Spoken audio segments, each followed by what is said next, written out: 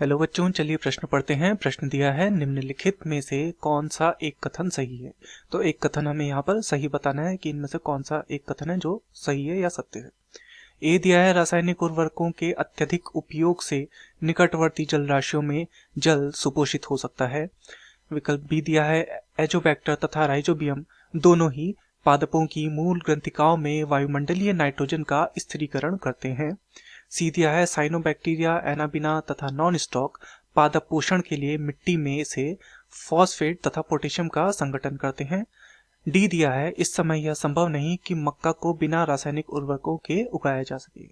तो इस प्रश्न में हमें कथनों की सत्यता के विषय में जांचना है कि कौन सा कथन सत्य है, अर्थात इस प्रश्न की जो मुख्य अवधारणा है वह कथन सत्यता के विश्लेषण के विषय में है। कथन सत्यता। तो चलिए एक एक करके हम कथनों को देखेंगे कि कौन सा कथन इनमें से सत्य है और कौन सा असत्य है। तो पहला हमें दिया गया है कि रासायनिक उर्वरकों के अत्यधिक उपयोग से निकटवर्ती जलराशियों में जल सुपोषित हो सकता है। तो जो रासायनिक उर्वरक होते हैं वो जल में मिलकर नाइट्रोजन तथा फास्फोरस पोषक तत्वों की मात्रा को बढ़ा सकते हैं। नाइट्रोजन तथा फास्फोरस इनकी मात्रा को बढ़ा सकते हैं। इस प्रकार की स्थिति में जल में पोषण का आधिक्य हो जाएगा तथा यह पोषण आधिक्य की स्थिति कहलाती है सुपोषण। ऐसी स्थिति में जल में शैवाल बहुत अधिक मात्रा में उत्पन्न होने लगते हैं और अंत में जब शैवालों की मृत्यु होती है तो ऑक्सीजन की कमी हो जाती है जल में और उसी कारण से मछलियों की यहाँ पे मृत्यु भी हो सकती है इसमें। तो यह जो कथन है यह सही है। दूसरा दिया गया है एजोबैक्टर तथा राइजोबियम दोनों ही पादपों की मूल ग्रंथिकाओं में नाइट्रोजन स्थिरीकरण का कार्य करते हैं। तो चलिए इसे देखते हैं कि यह सत्य है या नहीं है। तो यहाँ पर हमें दिया था एजोबैक्टर। तो एजोबैक्टर जो है वो एक जीवाणु है। एजोबैक्टर एक जीवाणु है। ये जो जीवाणु होता है ये नाइट्रोजन स्थिरीकरण का कार्य तो करता है परंतु ये मृदा में करता है, मृदा में। वहीं जो दूसरा है राइजोबियम ये पौधे की जड़ों में पाया जाता है और पौधों के लिए नाइट्रोजन स्थिरीकरण का कार्य करता है। तो पौधे के मूल में ये पाया जाता है, मूल में।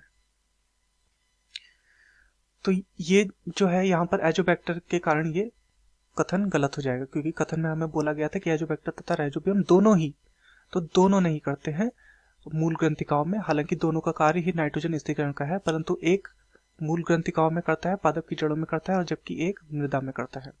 तो ये कथन गलत है। अगला कथन देखते हैं। साइनोबैक्टीरिया, एनाबिना तथा नॉन स्टॉक पादप पोषण के लिए मिट्टी से फॉस्फेट तथा पोटेशियम का संगठन करते हैं।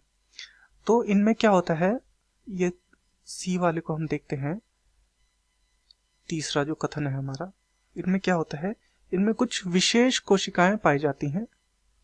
विशेष कोशाएं या कोशिकाएं इनमें पाई जाती हैं। इन्हें क्या बोलते हैं, इन्हें बोलते हैं हेट्रोसिस्ट। हेट्रोसिस्ट इन्हें कहा जाता है। ये हेट्रोसिस्ट क्या करती हैं, ये हेट्रोसिस्ट नाइट्रोजन स्थिरीकरण का कार्य करती हैं। नाइट्रोजन स्थिरीकरण का ये कार्य करती हैं।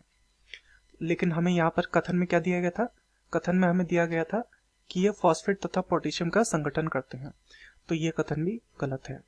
चौथा दिया गया है इस समय यह संभव नहीं कि मक्का को बिना रासायनिक उर्वरकों के उगाया जा सके। तो इस कथन को देखते हैं। चौथा कथन हमें दिया गया है कि मक्का को बिना रासायनिक उर्वरकों के नहीं उगाया जा सकता। तो ये कथन सीधे सीधे गलत है, जबकि हम जैविक खाद का प्रयोग भी यहाँ पर कर सकते हैं। अगर हम जैविक खाद का प्रयोग से मक्का उगाने का प्रयास करेंगे तो वह भी उससे भी उग जाएगा।